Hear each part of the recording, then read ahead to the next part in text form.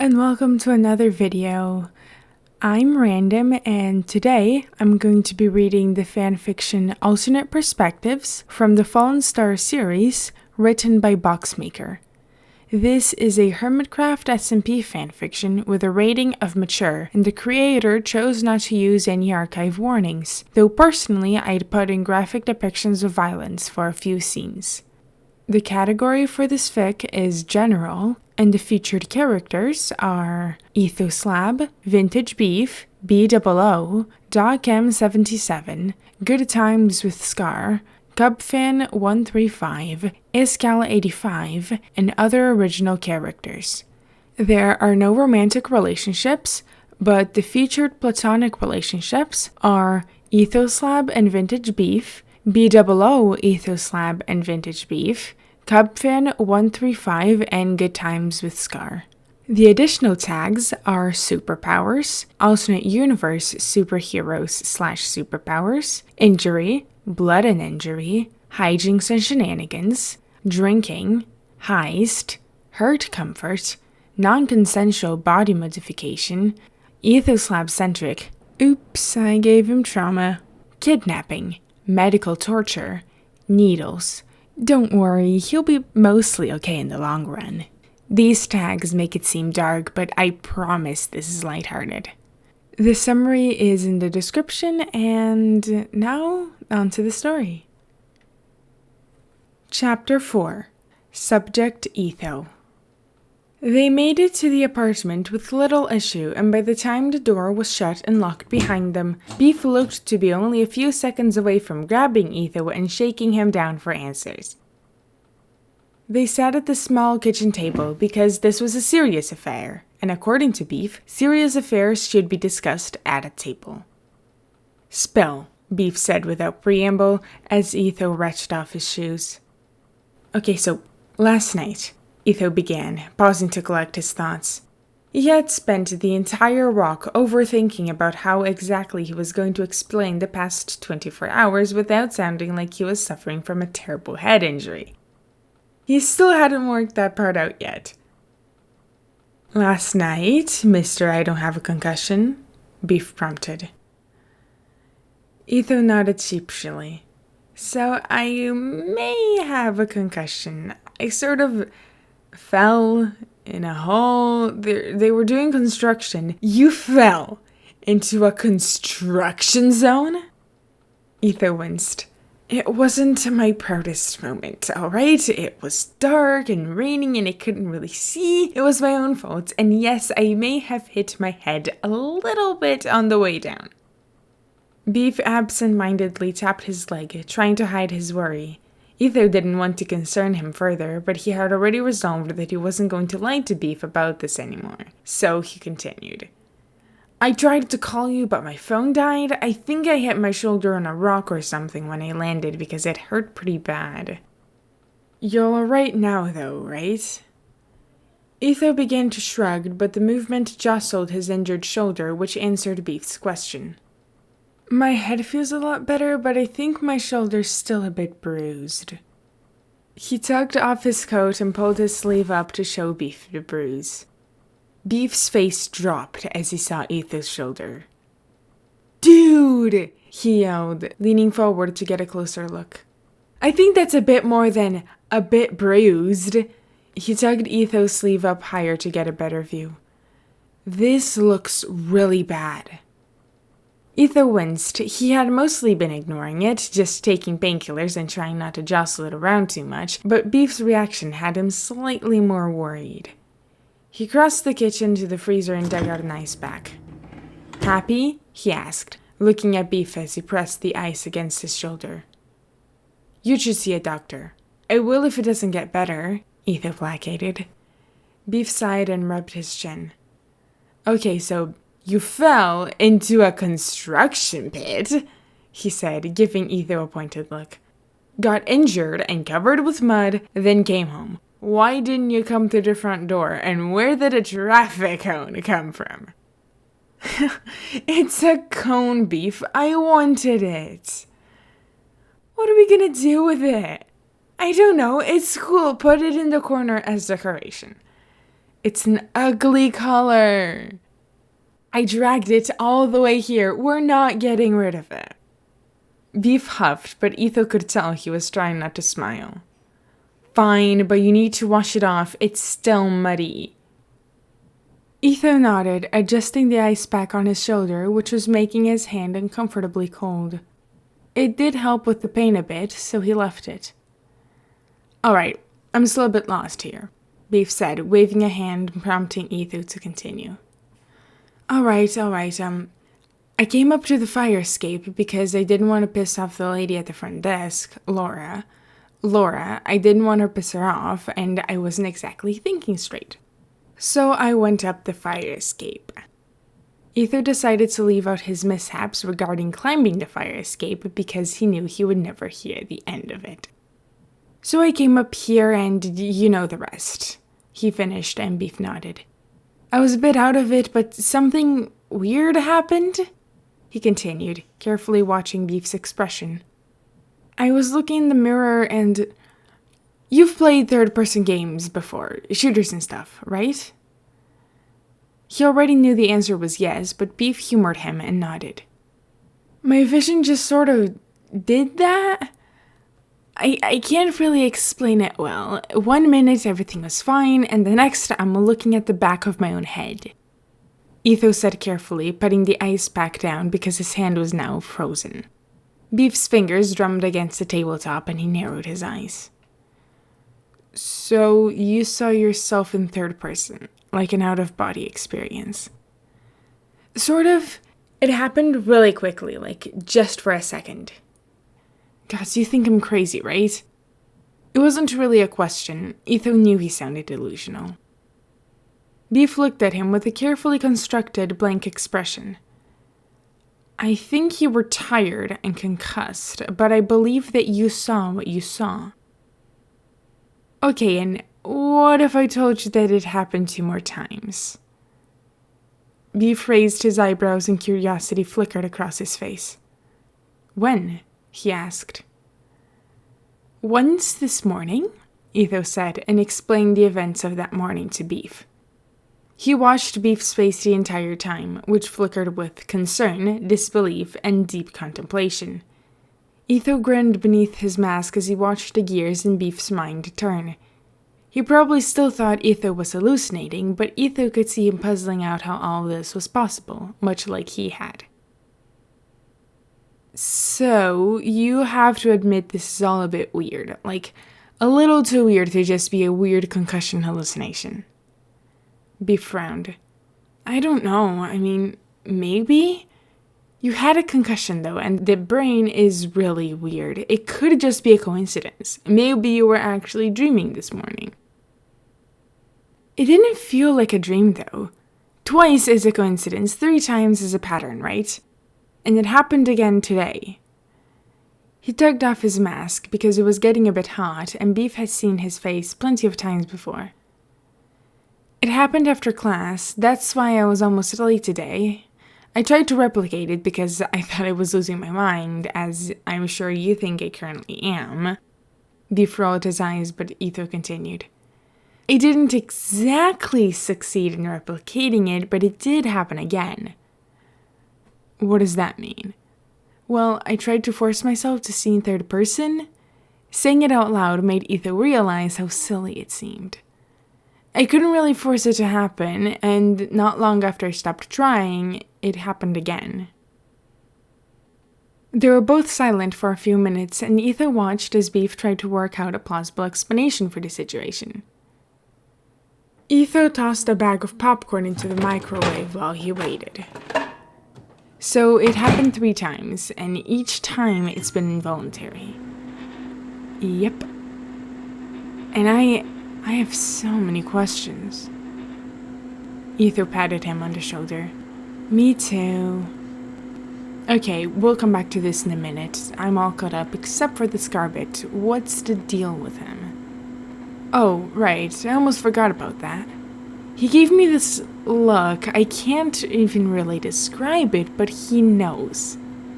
He stared straight through my soul. I think he knows every crime I've ever committed in my life. Beef snorted as the microwave dinged, and Etho went to fish out the popcorn, cursing as he touched the hot part of the bag. If he knew your list of crimes, there would be cops at the front door right now, Ladders. It was one time, Etho muttered as he sat down, pushing the bowl of popcorn between them. His eyes glowed blue, though, I'm sure of it. Etho met his eyes for a moment. So, Scar's a beacon. Glowing eyes can be a visual effect of powers. Yes, I'm aware. It wasn't a difficult conclusion to come to. Beacons could produce all sorts of strange physical effects. Okay, let's say Scar is a beacon, and somehow his soul-staring abilities allow him to know all of this stuff about you. And he comes up to you, offering a job for someone with your skill set, just after you've mysteriously manifested these hallucination-like third-person viewing abilities. Etho nodded, swallowing a mouthful of popcorn. Now you're putting the pieces together. You think you've become a beacon, Beef said. Etho was silent for a moment. The thought crossed my mind. Beef stared at him blankly. The only sound was the crunching of popcorn. This is insane, he said finally. Now you see why he didn't tell you at first. Some of this doesn't line up, though. First of all, isn't there a beacon registry? I'm pretty sure it would be common knowledge if the mayor had powers, right? Beef pulled out his phone and started typing, presumably doing some research. It's not public information, though. You have to register, but other people don't have to know about it. It falls under private health information, I think. Beef nodded, clearly coming to the same conclusion. Okay, so it is possible that Scar's a beacon, and he's somehow able to tell that you're a beacon. Let's not jump to any conclusions about me yet. Why did he single you out then? He could have looked at anyone in that crowd, but it was you. Etho sat silently as Beef got up and began pacing around the kitchen. This happened to you 3 times, all involuntary, yes? Etho nodded. Then let's try and get your vision into third-person mode again. If we can, then... well, then you're a beacon. I already tried this earlier, Etho said, still crunching on popcorn. I couldn't get anything to happen. Beef gave him a pointed look. Look me in the eyes and tell me you're not curious then. Oh, I am curious. I just can't. I don't know. If I can't do it, what does that mean? What? I mean, if I can't figure out how to replicate this, then I've lost my mind, right? Beef sat back down next to him. You haven't lost your mind. I believe you. There's clearly more going on here than just a concussion. We'll figure it out. Etho sighed. Alright then, wise Master Beef. What's your plan? Beef grinned at him and beckoned him to the living room, where he pulled out the dented whiteboard that was resting against the wall. They had pilfered it from the side of the road a while ago. Carefully balancing it on a chair, he began to write as Etho plopped himself down on the couch, carrying the almost empty bowl of popcorn with him. At the very top of the board he wrote, Hypothesis. Etho is a beacon. Etho laughed in disbelief. What are we, in 3rd grade? Don't diss the scientific method. So, we know your traumatic experience happened last night when you fell into a fucking hole. I wouldn't call it traumatic. Near-death experience then, same thing.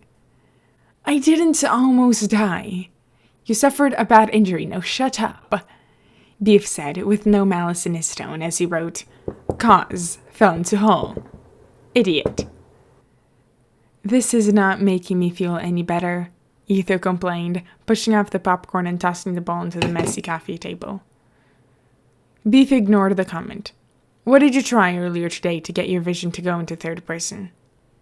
I closed my eyes like I was sleeping because it happened while I was asleep, he offered. It sounded stupid now he had to say it out loud, but it seemed like a good idea at the time. I also tried looking at my own reflection because it happened while I was looking in the mirror. Beef scribbled on the whiteboard while Etho talked. He added 3 previous indents to the whiteboard and then made a new list titled Experiments. So, we'll make a list of things and see if any of them work. I'll put the 2 things you tried today down. We might have to wait to actually test the sleeping part. Etho pulled out his phone, half listening to Beef ramble, and began searching for methods to help control beacon powers. He found a lot of conflicting information. This says that powers are best controlled when a person is calm and relaxed, but this says that powers can accidentally slip out when a person is scared. He scrolled down a bit further. Apparently I have a chance of gaining another set of powers if I have another near-death experience. Beef turned to face him. 1 beacon effect is plenty for now. Why the conflicting information? I'm just telling you what it says. Alright, it shouldn't be too hard for you to be calm. You can, meditate or something. Meditate. Beef added it to the whiteboard and continued. It shouldn't be too hard to scare you. I'll just catch you off guard or something. Maybe I could slap you? Oh, please don't. Beef continued muttering to himself as he wrote jump scare and slap on the whiteboard, followed by sleep and mirror to cover the 2 things Etho had already tried. Okay, this is a good start, Beef said. What if we take you back to the scene of the incident? Maybe that will spark a memory or trigger a reaction? Etho groaned and pulled a pillow over his head. Alright, we won't do that. Well, what if we just simulate it somehow? It was raining last night. You can just stand in the shower for a few minutes. That is not going to help. Etho removed the pillow from his face. Well, we don't know unless we try, and I don't see you offering any other ideas. Oh, it just feels so random, like I have no control over it. Maybe just think about it really, really hard. Etho gave Beef a deadpan stare, but relented and shut his eyes. He imagined himself staring at the back of his own head. He could picture the view perfectly, given that he had done it before, and remembered the experience of being inside his body but watching from afar. He opened his eyes. Nothing changed. He gave Beef another scathing look as he wrote, thinking on the whiteboard and put a red next to it. You want to try something from the list? Beef asked happily. Beef was trying to work him up, but 2 could play that game. Sure, let's try slap next, but I'm doing the slapping. Etho picked up a pillow from the couch. Beef narrowed his eyes, watching Etho to see how serious he was. His eyes darted between Etho and the door to the hallway, measuring the distance, calculating whether he could make it into the hallway before Etho. Without a warning, Beef made a dash for the hallway, laughing with glee as Etho chucked the pillow at him, which sailed straight past his head. I surrender, he called from the hallway, raising his hands as he peeked around the doorway. I'm unarmed. He watched as Etho marked slap with a big red X. Over the next few minutes, they tried all the other ideas from the list. Etho lay down on the couch for a few minutes with his eyes shut, but it had little effect, so they crossed to sleep off the list as well, with the promise that they could come back to it at night when Etho actually slept. At Beef's command, he sat cross-legged on the floor and breathed deeply for a few minutes, while he tried to quiet his racing mind. Meditation had little effect, so they crossed it off the list as well. In the middle of their discussion, Beef yelled at the top of his lungs, which didn't get a reaction from Etho, but it did get him a knock on the door from the neighbors. Beef sheepishly promised them that he was fine and not, in fact, being murdered, while Etho put a question mark next to jump scare. That just left mirror and shower, much to Etho's chagrin. Looking in the mirror was easy enough, and like before, nothing out of the ordinary happened. Beef insisted that he leave his clothes on in the shower to simulate the experience, so Etho stood fully clothed in the freezing cold water for a few minutes before they both agreed it wasn't the solution. This is hopeless, Etho muttered from the couch, where he had slumped after changing out of his wet clothes. It's not hopeless, we just haven't figured it out. Maybe twice a day is your limit? We can try again tomorrow. Beef joined him on the couch and they sat in a comfortable silence for a few minutes. Beef scrolled through his phone as Etho stared at the wall, deep in thought.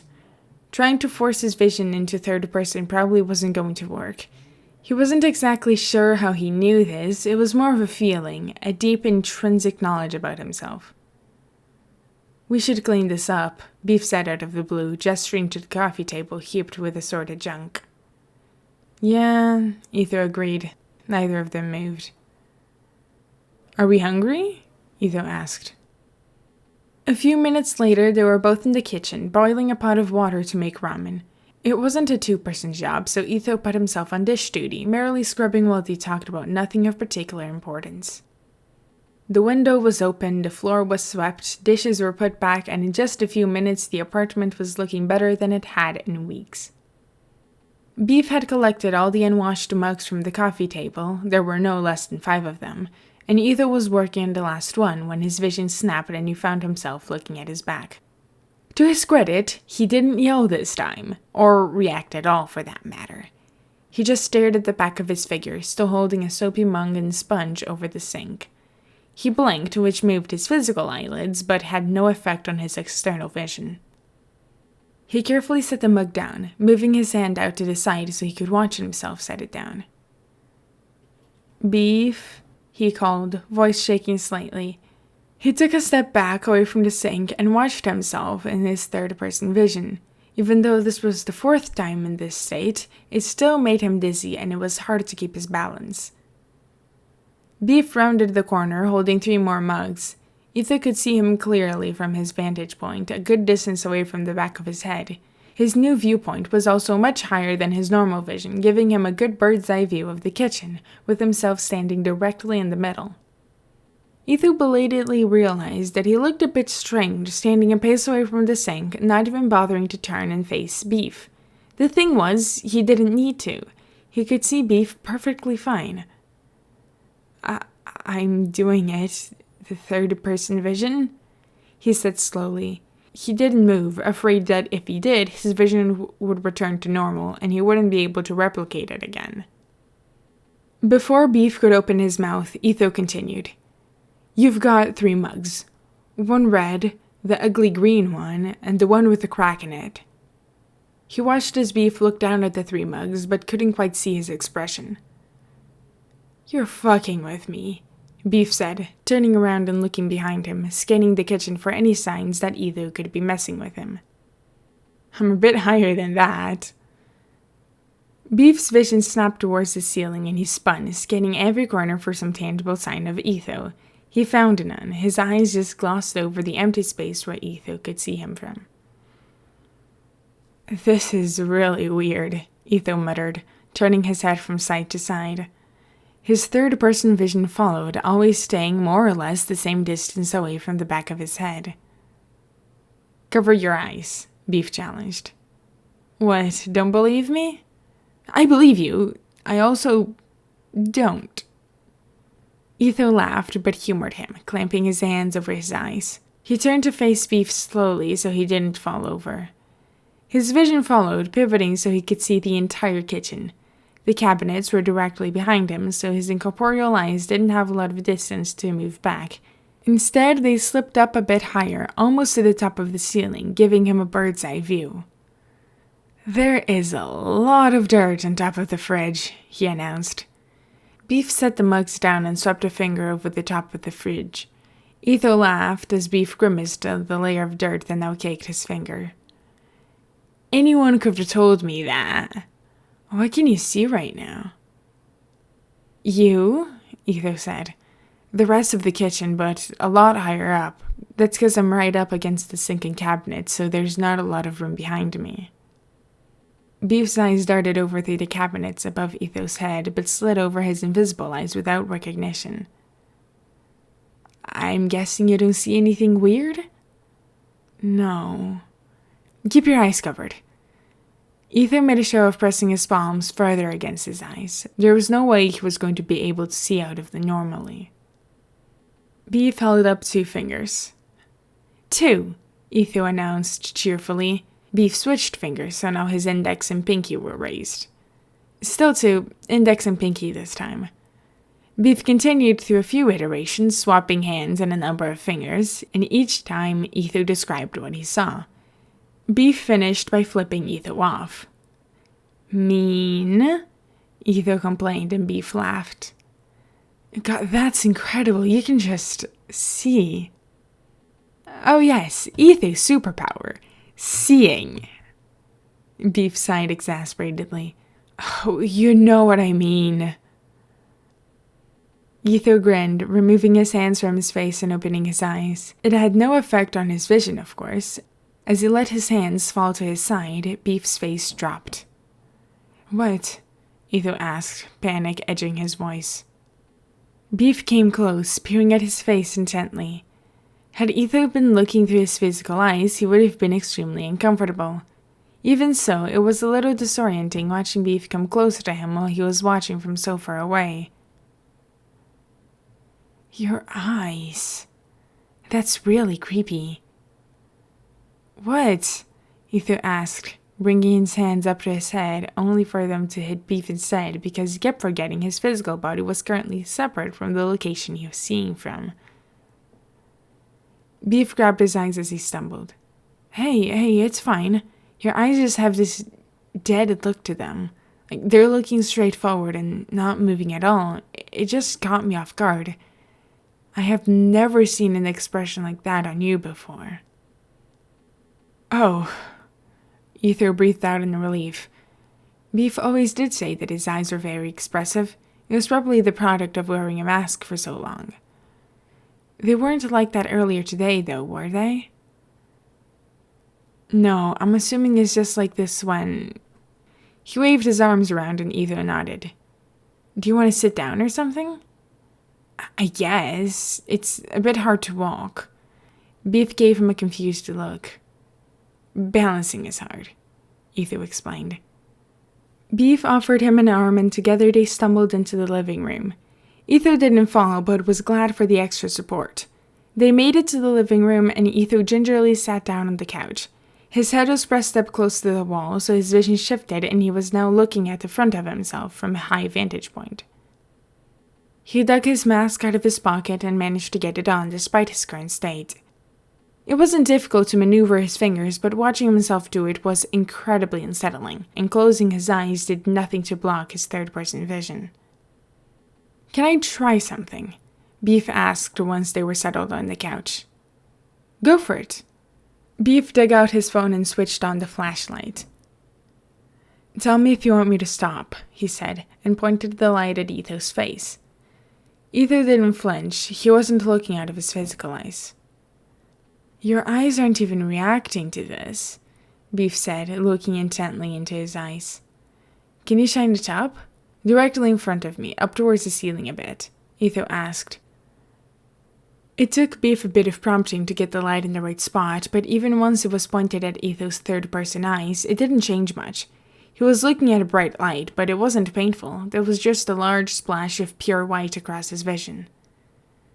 Turn it off, he prompted, and Beef switched it off and the light vanished, without any pain or after-image effect. Huh, Etho said eloquently, and explained his new discovery to Beef. So you're watching yourself right now. Etho nodded and turned his head back and forth, watching it move from above. It was highly unsettling. He already didn't enjoy recordings of his voice or seeing himself in videos, and this was like that, but dialed all the way up. He felt like he was seeing something he shouldn't. Is it weird? Beef asked him. It's really off-putting. I don't like looking at myself. It's weird. Beef nodded sympathetically. Could you go back to normal right now if you wanted to? Etho shifted uncomfortably. I've never done it. It always sort of just happened. I can try. Were you thinking about anything in particular to get into the state? Etho thought back. He had been washing the dishes. He couldn't remember his exact train of thought at the time. The dishes were easy. He scrubbed and let his mind wander.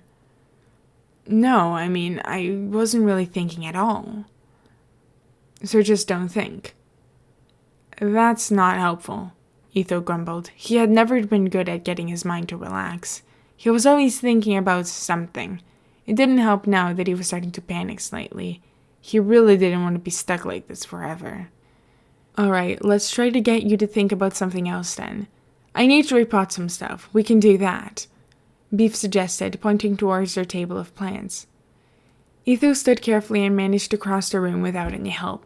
It was disorientating to watch himself move, which threw him off, so he needed to focus intently on remembering that he was still inside his body and still had full control over his limbs.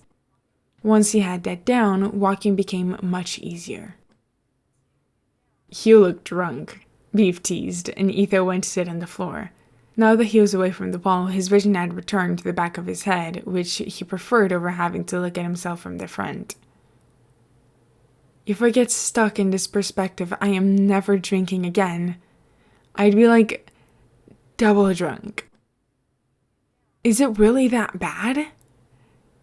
Etho went to shake his head, but that turned his perspective a lot, so he spoke instead. "No, I'm getting used to it, I think. It's really strange, though." He watched as Beef repotted a bushy plant that had gotten entirely too big for the pot it was in. He put it back on the table and began to water the others as well. Etho watched from the floor, but had no trouble seeing the top of the table. Etho showed off his new abilities, describing each plant Beef was watering that he shouldn't have been able to see from his spot on the floor. As Beef was halfway through, his vision snapped back to normal without warning. He blinked a few times and rubbed his eyes. He stood, startling Beef, who whipped around to face him. "What? Oh, your eyes are normal. Are you normal?" "Am I normal?" "Oh, you know what I mean." "Yes, my vision is back to normal." "That's great. How did you do it?" "I didn't do anything. It just happened." Beef hummed to himself and wandered around the room, deep in thought. Etho took a breath. He was a beacon. It didn't seem real, not yet at least. If he was being honest, it wasn't the world's best superpower. In fact, it was pretty useless. His vision had a bit of an extended range, so he gained a top-down view and would probably be able to see around corners, but what was the use in that? His perspective was still centered at the back of his head, or front if he was up against a wall, so it wasn't much like he could see whatever he wanted. Some beacons could fly, or throw fire, or run super fast. Etho would have taken any of those over a third-person vision. The worst part was he couldn't even control it. "This sucks," he said aloud to Beef, who was now aimlessly pacing the living room. "What? Dude, are you kidding? This is great! You're a beacon!" He ambled over to Etho and patted him on the shoulder. "You have superpowers." "Yeah, powers that I can't control and that are largely useless." "Oh, you'll figure it out," Beef assured him and returned to watering the plants. "Maybe," Etho replied, looking mournfully out the window. It had started to rain again. Yay! Beef is finally in the know. It only took us 4 chapters to get here. I love their banter. I love scenes like the pillow fight scene. I think they're really what gives this story life. We already talked about this in the Discord server, but Fallen Stars could be written as a very dark story. But these moments are really what makes it so happy and lighthearted and takes away from the angst and dark of the world. I'm not going to say why it's angsty and dark because we're not there yet, but if you haven't read the fic and you have no idea what I'm talking about, I'm sorry, but you'll figure it out soon enough.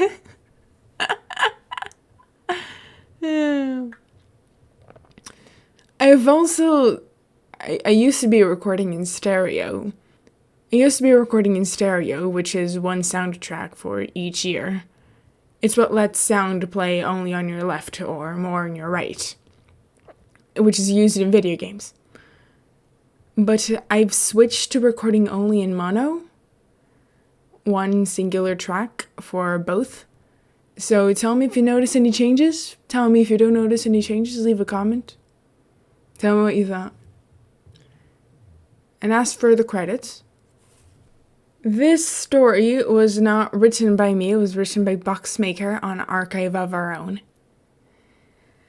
Most of the sound effects also aren't mine. They were made by other people, and so was the fan art. Credits for all of those are going to be in the description. And yeah, I'll see you guys in the next chapter. Have a wonderful week. Bye-bye.